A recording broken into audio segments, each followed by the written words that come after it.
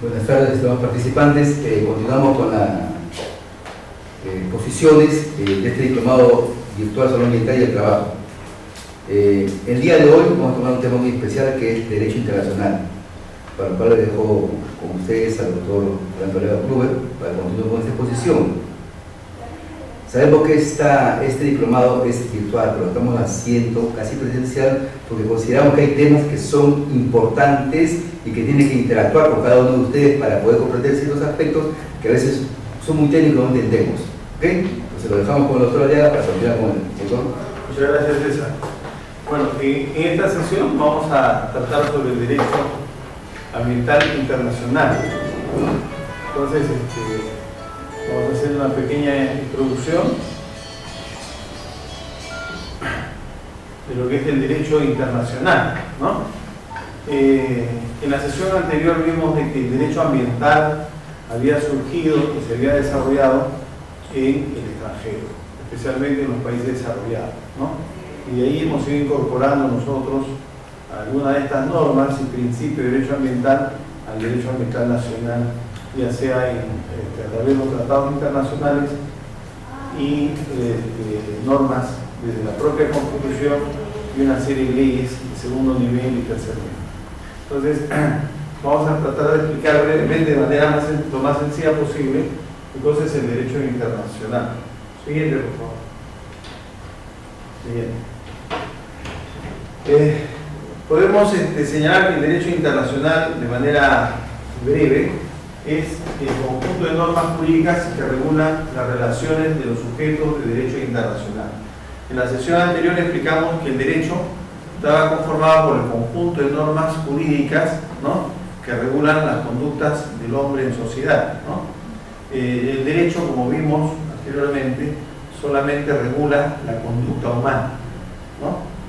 Entonces, en el derecho interno nosotros estamos acostumbrados a que tenemos un Congreso que da las leyes y nosotros tenemos que acatar esas leyes. Pero a nivel internacional no existe un Congreso internacional.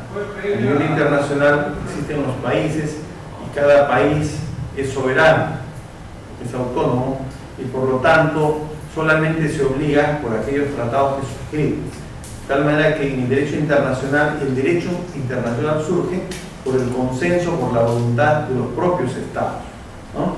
Entonces, con esta explicación nosotros podemos entender claramente que el derecho internacional va a estar conformado por ese conjunto de normas jurídicas, es decir, que tienen el carácter de ser obligatorias y que regulan las relaciones de los sujetos de derecho internacional, ¿no? Cuando hablamos de relaciones jurídicas hablamos de derechos y obligaciones. ¿De qué manera, ¿no?, un Estado, un sujeto de derecho internacional adquiere o se le reconocen ciertos derechos o ciertas obligaciones con respecto a otro sujeto de derecho internacional? Siguiente, por favor. El derecho internacional, igual que el derecho nacional, tiene sus ramas. O sea, no existe un solo derecho internacional, así como tampoco existe un solo derecho nacional. Hemos visto que existe un derecho constitucional, un derecho administrativo, existe un derecho penal, un derecho civil. Entonces, de la misma manera, en el derecho internacional vamos a encontrar ramas del derecho internacional, ¿no? Es muy conocido dentro de las ramas del derecho internacional el derecho internacional de los derechos humanos, el derecho internacional humanitario y el derecho internacional de comercio, ¿no? Entonces, en el caso específico del derecho internacional ambiental, el derecho internacional ambiental tiene sujetos de derecho que son propios y que no siempre estos sujetos de derecho van a ser reconocidos como tales en todas las ramas del derecho internacional. Solamente para el caso del derecho internacional ambiental vamos a tener que los sujetos de derecho internacional son los estados, ¿no? Luego, los organismos internacionales, todos conocemos a la ONU, las Naciones Unidas, el MIDO, para el caso de derecho internacional ambiental, cada persona humana es sujeto de derecho internacional. Y 4, la humanidad en su conjunto, ¿no?, también se considera sujeto de derecho internacional porque todos los derechos ambientales le pertenecen a la humanidad en su conjunto. O sea, lo que le pase al ambiente va a terminar afectando a uno y a todos los habitantes del planeta. Por eso es que se considera también que la humanidad en su conjunto es sujeto de derecho internacional. Siguiente. Dentro de la fuente del derecho internacional ambiental, como se explicó también en la sesión anterior, de que cuando en derecho se habla de fuentes, nos referimos al origen del derecho, de dónde surge o de dónde nace el derecho. Nosotros explicamos que el derecho propiamente surge de la voluntad del hombre. El hombre en sociedad, el hombre como ser inteligente, el hombre como ser capaz de crear, de pensar, de determinarse y de crear cultura, ¿no? De crear idiomas, de crear un código por el cual puede intercomunicarse con otras personas, genera ciertas normas de conducta que son buenas para todos, ¿no? Aquellas normas que son beneficiosas para todos. Y ese es el derecho. En el derecho internacional vamos a tener en concreto que los únicos que pueden crear derecho internacional son los estados, ¿no? Los estados soberanos. En este sentido, se considera como primera fuente del derecho internacional los convenios internacionales en materia ambiental, ¿no? Estos acuerdos internacionales a los que el derecho internacional denomina como tratados son la fuente principal donde surge el derecho internacional, ¿no? Los tratados son acuerdos por escrito entre dos o más estados soberanos, ¿no? En la que ellos voluntariamente se obligan a cumplir ciertas reglas, ¿no? Y por eso es que forman y hacen nacer de esta manera el derecho internacional.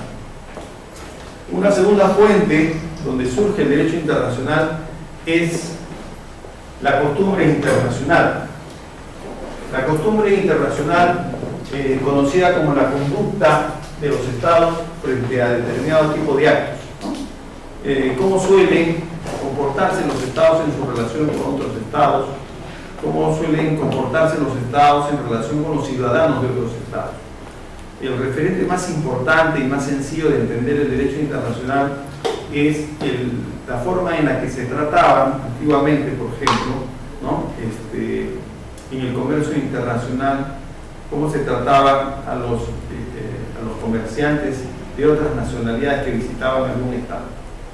Entonces la regla de derecho internacional dijo, así como tratas a mis conciudadanos, yo voy a tratar a los tuyos, ¿no? Entonces es una primera regla, es una primera costumbre, ¿no? Internacional. Luego tenemos las conferencias, las recomendaciones y las declaraciones de la ONU.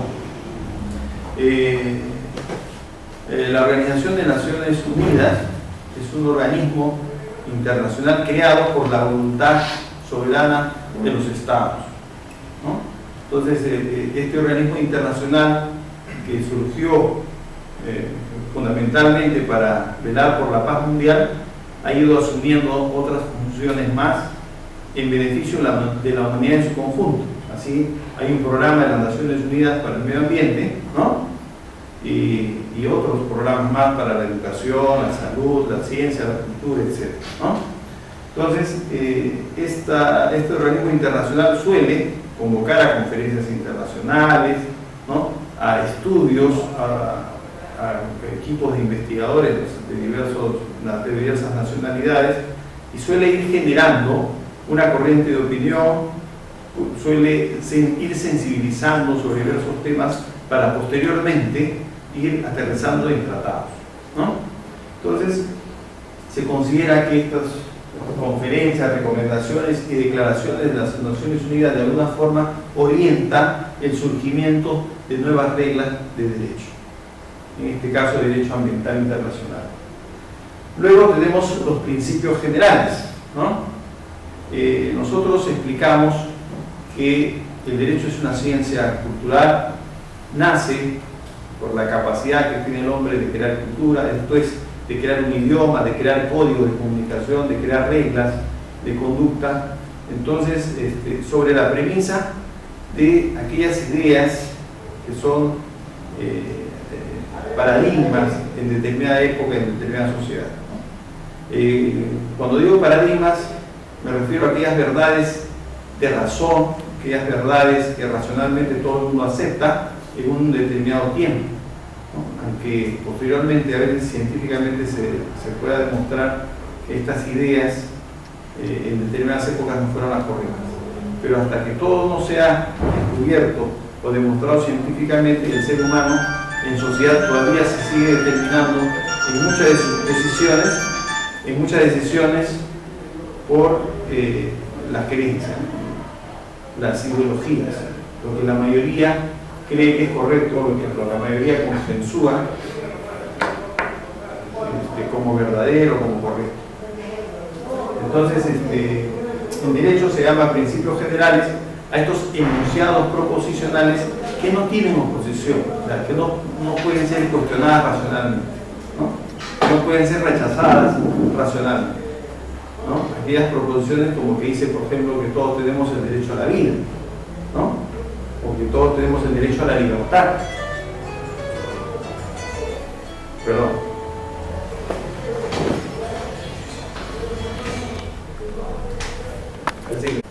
Bueno, entonces tenemos en claro que cuando hablamos de principios del derecho nos estamos refiriendo a aquellos enunciados proposicionales que no tienen oposición y que gozan del consenso de toda la sociedad, ¿no?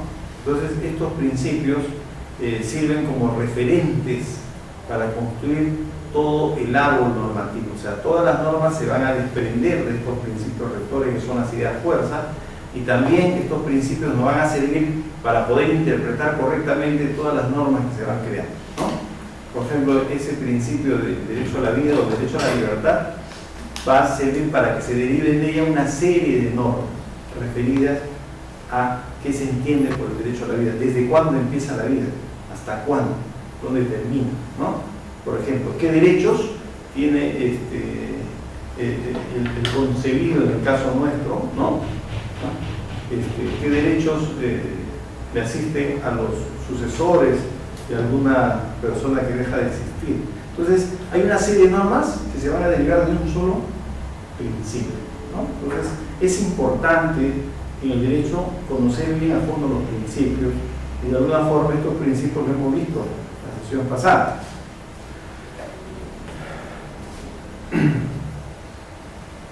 Luego tenemos como otra fuente del derecho internacional ambiental la doctrina en materia internacional, la doctrina en derecho internacional. ¿Qué cosa es la doctrina?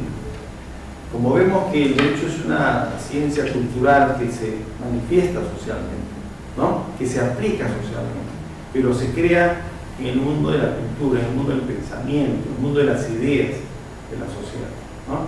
Entonces, la doctrina en el derecho está conformada por toda la teoría jurídica, toda la dogmática jurídica, toda la filosofía jurídica y por aquellos trabajos desarrollados por los juristas que son los científicos del derecho, ¿no? Entonces, cuando un abogado sale de la universidad es un técnico en derecho, ¿no? De ahí hace sus estudios de maestría y doctorado, y lo que se busca es convertir a este técnico en un investigador, en un científico o en un filósofo de la ciencia jurídica, ¿no? Entonces, los trabajos que publiquen estos investigadores forman parte de la doctrina jurídica, y estos juristas son los que vienen a interpretar adecuadamente o vienen a desarrollar adecuadamente cada uno de los principios y cada una de las normas que se dan dentro del derecho para una correcta interpretación y una correcta aplicación. Porque imagínense la complejidad que tiene el derecho cuando una persona legisla y emplea diferentes términos con su mejor intención, pero a la hora que se va a aplicar no es la misma persona la que lee, sino son otras personas las que leen, ¿no? En este caso los abogados que lo van a interpretar técnicamente y de repente le van a dar una aplicación distinta a la que hizo el que legislaba, porque el que legislaba no tenía toda la doctrina, toda la teoría y toda la dogmática jurídica, ¿no? Entonces, en el mundo del derecho existe esa complejidad de toda la cultura humana, ¿no? Y es muy complejo porque todas las actividades humanas, ustedes lo saben bien como médicos, todo se regula dentro del campo del derecho, ¿no? Desde las cosas naturales, desde las ciencias naturales, hasta el mayor avance científico y tecnológico que tenga la humanidad. Todo se va a regular en el mundo jurídico. Todo está sujeto a una redacción legal y todo está sujeto a una interpretación y a una aplicación de eso. Por eso es muy importante, ¿no?, conocer y estudiar la doctrina en materia de derecho ambiental, sea nacional o internacional. Siguiente. Bueno, a continuación, ustedes pueden apreciar en las diapositivas un extracto de lo que es el derecho de los tratados o el tratado de los tratados. Como el derecho internacional no existe un organismo internacional encargado de legislar y de crear el derecho internacional, sino que cada país es autónomo y soberano, entonces la Comunidad de Naciones quiso fijar algunas reglas para la creación del derecho internacional. Y de esta manera se combinó en realizar en Viena el derecho de los tratados, o el tratado de los tratados, un tratado que regule todos los demás tratados. Esto se realizó el 23 de mayo de 1969 y en ella se dice claramente, ¿no?, se dispone claramente lo siguiente. Es muy importante que se conozca esto, ¿no?, para poder interpretar adecuadamente el derecho internacional en materia ambiental. Primero, respecto del término tratado, dice esta Convención de Viena que se llama Tratado a un acuerdo internacional celebrado por escrito entre Estados y regido por el derecho internacional, ya conste en un instrumento único o en dos o más instrumentos conexos y cualquiera que sea su denominación particular, ¿no? Ustedes han podido observar que solamente, por ejemplo, en tema de límites o en tema de comercio, el Perú ha firmado tratados, convenios, pactos, acuerdos, etc. Diferente denominación a los documentos que ha suscrito. ¿Qué nos está diciendo el derecho de los tratados? Nos está diciendo que todo acuerdo por escrito entre Estados es un tratado, independientemente de la denominación particular que estos documentos tengan. ¿Estamos? Esa es la primera disposición de esta Convención de Viena. Segundo, en los tratados solemos encontrar términos como ratificación, aceptación, aprobación y adhesión, ¿no? Según el caso, es el acto internacional por el cual un Estado hace constar en el ámbito internacional su consentimiento en obligarse por un tratado. O sea, si nosotros encontramos en algún tratado que estemos estudiando o que estemos analizando que un Estado ha ratificado, aceptado, aprobado o se ha adherido a ese tratado, quiere decir que ese Estado se está obligando a ser parte de ese tratado, a cumplir ese tratado. También existe dentro de esta convención el término de reserva. La reserva es la declaración unilateral, o sea, que hace el Estado que se adhiere o el Estado que aprueba un tratado, cualquiera sea su enunciado o denominación, al firmar, ratificar, aceptar o aprobar un tratado o al adherirse a él con el objeto de excluir o modificar sus efectos jurídicos de ciertas disposiciones del tratado en su aplicación a ese Estado, ¿no? Esto no quiere decir que nosotros, por ejemplo los peruanos o el Estado peruano, puede adherirse, ¿no?, a un tratado, puede ratificar o puede aceptar un tratado y puede hacer una reserva de uno o más artículos de ese tratado, ¿no? Entonces, todo Estado, al momento de adherirse a un tratado, tiene el derecho también de hacer reserva de uno o más artículos de ese tratado. Quiere decir que no necesariamente cuando un tratado ha sido ratificado por un Estado, no necesariamente quiere decir que todos los artículos del tratado son vinculantes para ese Estado. Hay que observar si en ese tratado hay alguna reserva, ¿no? Si hay una reserva, quiere decir que esos artículos de la reserva no son vinculantes para el Estado que ha adherido o ha suscrito. También esta Convención de Viena establece otros términos como Estado negociador. Nos dice que Estado negociador es el Estado que ha participado en la elaboración y adopción del texto del tratado. Nos habla sobre el Estado contratante, que es el Estado que ha consentido en obligarse por el tratado, haya o no entrado en vigor el tratado. Estado parte es el Estado que ha consentido en obligarse por el tratado y con respecto al cual el tratado está en vigor. Tercer Estado se le llamará un Estado que no es parte en el tratado, o sea, que no ha suscrito, ese tratado no tiene ningún efecto vinculante con este Estado. Y organización internacional a los organismos intergubernamentales, como el caso de la ONU. Dentro de los articulados de esta convención se ha rescatado el artículo 26, que es la norma de Pacta Sunt Servanda, que dice que todo tratado en vigor obliga a las partes y debe ser cumplido por ellas de buena fe, ¿no? O sea, del momento que un Estado se adhiere, suscribe, ratifica un tratado, este tratado va a ser de cumplimiento obligatorio por este Estado.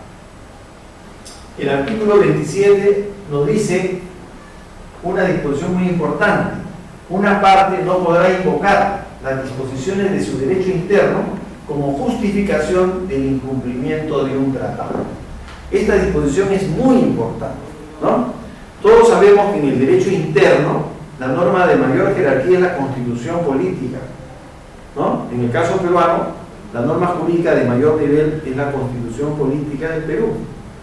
Pero este artículo 27 de la Convención de Viena del Derecho de los Tratados nos está diciendo, ¿no?, que un Estado no puede aducir una norma interna de un país. Una norma interna es la Constitución, una ley orgánica, una ley ordinaria o cualquier otra norma de menor jerarquía, como justificación para no cumplir un tratado. En otras palabras, está poniendo los tratados por encima de las normas internas de un país, sin importar la jerarquía que ellas tengan. Siguiente. El artículo 34 de esta Convención de Viena señala claramente que un tratado no crea obligaciones ni derechos para un tercer Estado sin su consentimiento, ¿no? Muchas veces se critica, por ejemplo, que los Estados Unidos no han firmado un tratado de protección ambiental. Sin embargo, de acuerdo a las normas de derecho internacional, no se le puede exigir algo por la cual voluntariamente no se haya obligado.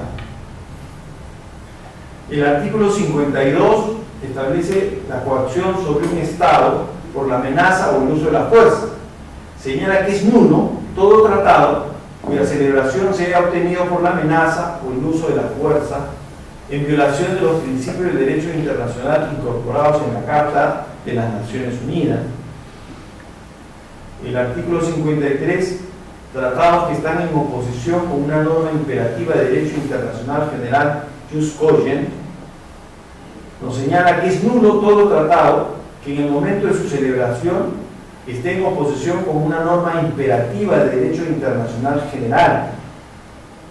Y señala también que para los efectos de la presente convención, una norma imperativa de derecho internacional general es una norma aceptada y reconocida por la comunidad internacional de estados en su conjunto como norma que no admite acuerdo en contrario y que solo puede ser modificada por una norma ulterior de derecho internacional general que tenga el mismo carácter, ¿no?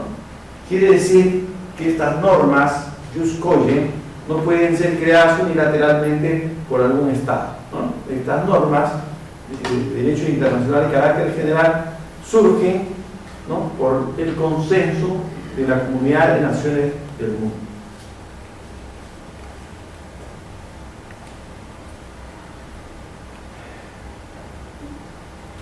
Entendido que el derecho internacional ahora está regulado bajo las reglas de la Convención de Viena, el derecho de los tratados, ¿no?, quiere decir que todo tratado en materia ambiental que nosotros analicemos vamos a tener que interpretarlo con las reglas de esa convención, ¿no? Ya. Bueno, es importante que nosotros observemos un aspecto importante en el derecho internacional ambiental.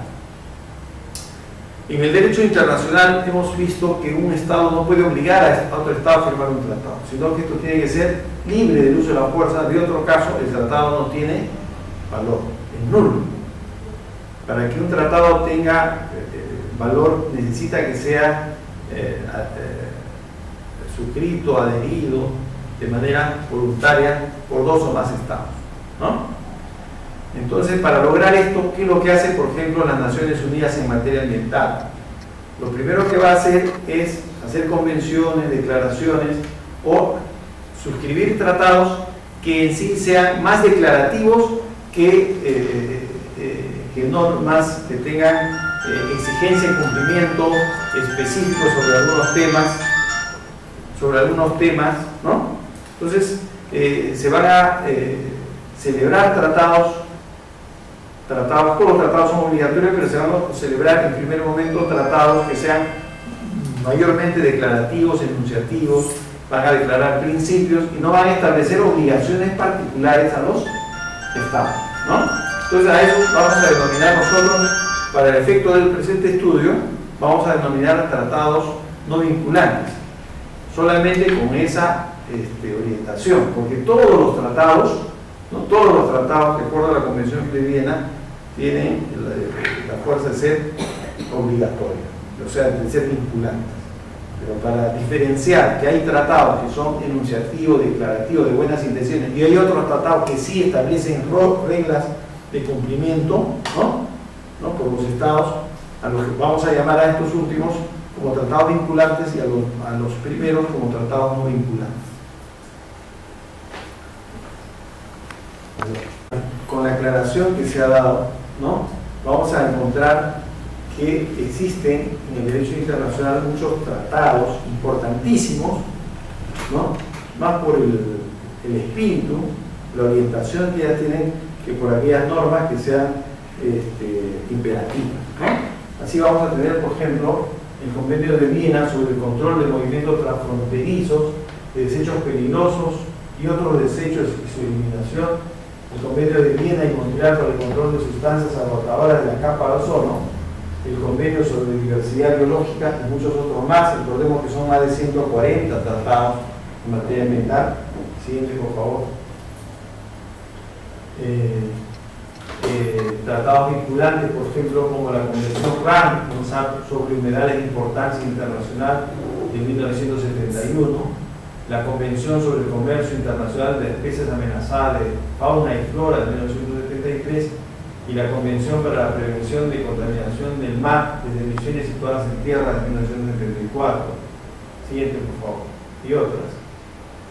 Tenemos tratados no vinculantes importantísimos como la Declaración de la Conferencia de Naciones Unidas sobre el Medio Ambiente en Estocolmo, en Suecia, el 5 al 16 de junio del 72, la Declaración de Río sobre el Medio Ambiente y el Desarrollo, denominada la Cumbre de la Tierra, que se celebró en Río de Janeiro del 3 al 14 de junio de 1992, y Agenda 21, la Declaración de las Américas y otros tratados no vinculantes, pero importantísimos. Siguiente.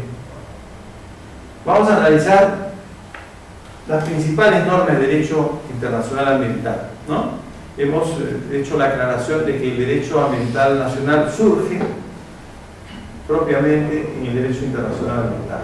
Entonces vamos a ver las principales normas que han dado el origen y el sentido a todo el derecho internacional ambiental. En primer lugar tenemos la Declaración de Estocolmo de 1972, que es reconocida mundialmente como la primera cumbre ambiental mundial. Se celebró en Estocolmo entre el 5 y el 16 de junio de 1972. Primera cumbre ambiental mundial. Se dieron en esta cumbre 7 proclamas y 24 principios, ¿no? Yo he seleccionado acá los proclamas que considero más importantes, que de alguna forma nos resumen todo el contenido de este documento internacional. La proclama 1 nos dice: el hombre es a la vez obra y artífice del medio que lo rodea, el cual le da el sustento material y le brinda la oportunidad de desarrollarse intelectual, moral, social y espiritualmente. En la larga y tortuosa evolución de la raza humana en este planeta, se ha llegado a una etapa en que, gracias a la rápida aceleración de la ciencia y la tecnología, el hombre ha adquirido el poder de transformar de innumerables maneras, en una escala sin precedentes, cuanto lo rodea. Los dos aspectos del medio ambiente humano, el natural y el artificial, son esenciales para el bienestar del hombre y para el goce de los derechos humanos fundamentales, incluso el derecho a la vida misma.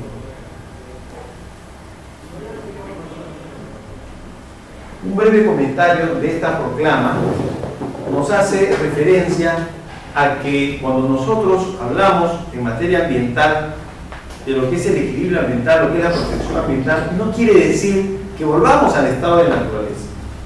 Lo que quiere decir es que el medio ambiente del hombre, del ser humano, está compuesto por el ambiente natural y el ambiente artificial. Recordemos que el ser humano es un ser inteligente, capaz de crear cultura, de crear ciencia, tecnología, ¿no? Entonces, lo que se busca es el equilibrio ambiental. Lo que se busca es una relación armoniosa entre el estado de naturaleza y el mundo artificial creado por el ser humano, ¿no? Si nosotros volviéramos al estado de naturaleza, sería imposible que en Lima puedan vivir más de 8 millones de personas. Es posible permitir la vida de 8 millones de personas en una ciudad gracias solamente a la tecnología, ¿no? Los medios de transporte, los vehículos, las naves, aeronaves, ¿no? Y la ingeniería alimentaria. Entonces, si no existiera esa tecnología, sería imposible que los 3 ríos que circulan por Lima puedan sustentar a tanta gente, ¿no? Es más, nosotros, gracias a la ciencia y la tecnología, estamos liberándonos de alguna forma del estado de la naturaleza. O sea, el ser humano puede vivir en el Ártico o en el Antártico meses y hasta de manera permanente gracias a la tecnología, ¿no? Entonces, eso hay que tener muy en cuenta. En esta proclama se reconoce esa situación, así que, pero en la práctica hay mucha gente que confunde, piensa que la protección ambiental es el estado de naturaleza, y no es así. La condición misma del ser humano es de ser un ser inteligente, es de ser un ser capaz de crear todo un mundo artificial, ¿no? Los edificios que vemos en la ciudad son una evidencia de eso. No fue creado por la naturaleza, eso se ha creado gracias a la inteligencia humana. La proclama número 2 nos dice que la protección y el mejoramiento del medio ambiente humano es una cuestión fundamental que afecta el bienestar de los pueblos y el desarrollo económico del mundo entero. La tercera proclama nos dice que el hombre debe hacer constante recapitulación de su experiencia y continuar descubriendo, inventando, creando y progresando, porque desde el punto de vista de los científicos y tecnólogos de las ciencias ambientales, si bien es cierto, se reconoce que existe una tecnología que contamina, ¿no? Estamos caminando a descubrir tecnologías más limpias, ¿no? Y que el mismo talento humano pueda limpiar lo que en un momento el mismo hombre llegó a contaminar, ¿no? Por eso que esta proclama en el año 1972 ya iba con ese mensaje a la humanidad. El hombre debe seguir descubriendo, el hombre debe seguir inventando, el hombre debe seguir desarrollando la ciencia y la tecnología. La proclama número 5 nos dice: de todas las cosas del mundo, los seres humanos son lo más valioso. Ellos son quienes promueven el progreso social, crean riqueza social, desarrollan la ciencia y la tecnología y con su duro trabajo transforman continuamente el medio ambiente humano, ¿no? Lógicamente, esta es la visión del hombre respecto al hombre, ¿no?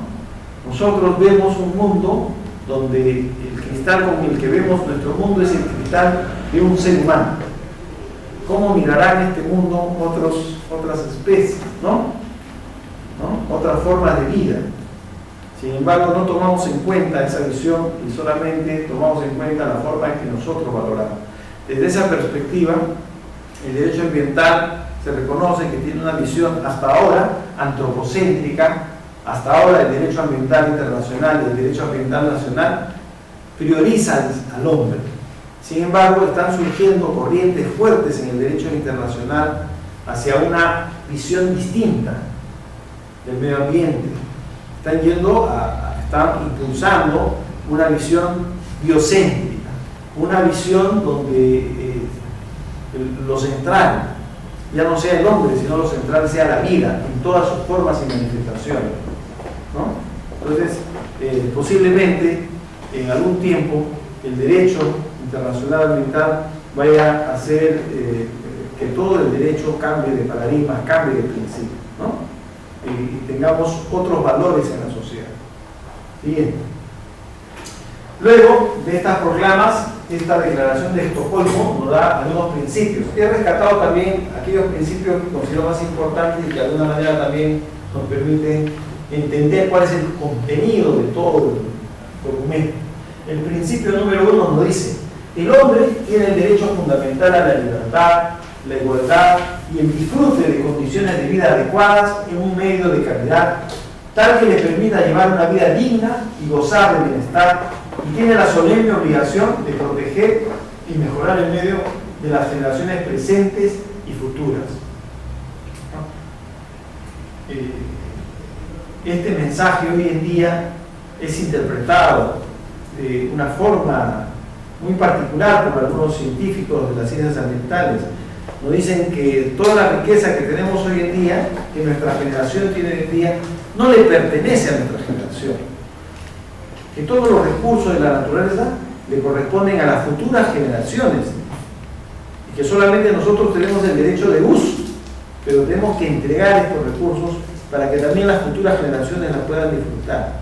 O sea, tenemos que tener un manejo responsable de los recursos. No somos dueños de los recursos, solamente los tenemos como un préstamo que nos han hecho las futuras generaciones. El principio número 2 nos dice que los recursos naturales de la tierra, incluidos el aire, el agua, la tierra, la flora y la fauna, y especialmente las muestras representativas de los ecosistemas naturales, deben preservarse en beneficio de las generaciones presentes y futuras mediante una cuidadosa planificación u ordenación, según convenga. El principio 17 nos dice que debe confiarse a las instituciones nacionales competentes la tarea de planificar, administrar o controlar la utilización de los recursos ambientales de los estados con el fin de mejorar la calidad del medio.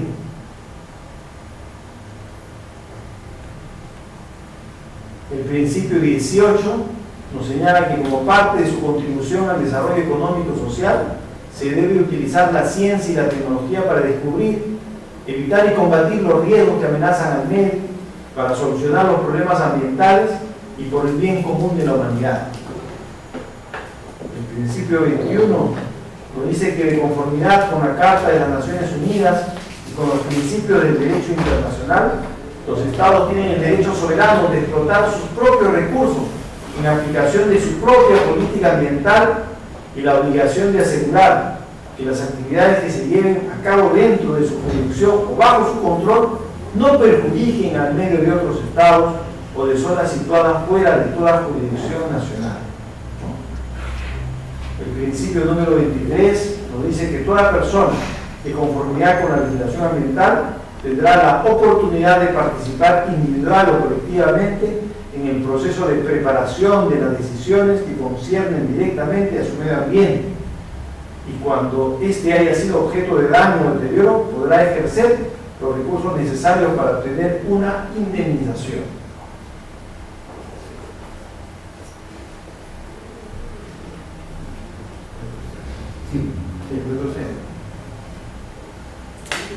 Bueno, ustedes pueden ver que esta primera cumbre ambiental mundial del año 1972 da importantes proclamas y principios que luego han sido positivados, han sido convertidos en normas jurídicas en derecho interno y en derecho internacional, en otros tratados ya que se han sucedido, como los tratados referidos a la protección del ambiente a través del control de las sustancias que agotan la capa de ozono, ¿no? El control del tráfico de sustancias tóxicas, ¿no? Etcétera. Entonces, vemos la importancia que tienen estos documentos. Por razón de tiempo, nos vamos a quedar en este documento. Pensaba avanzar otros documentos importantes, pero lo voy a dejar acá en el material para que ustedes se lo puedan llevar. Hay otro documento importante que es el informe Brundtland, ¿no? el informe Brundtland, propiamente denominado Nuestro Futuro Común, ¿no?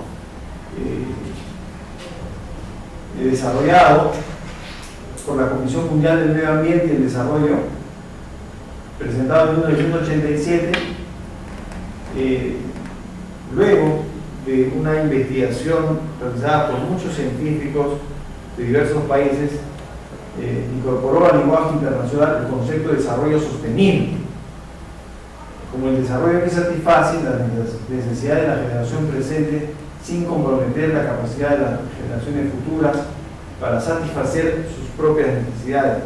Entonces, este documento, así como los documentos que se suscribieron en la segunda cumbre ambiental en Río de Janeiro en 1992 y en las demás cumbres ambientales, son importantísimos para entender y comprender lo que es el derecho internacional ambiental.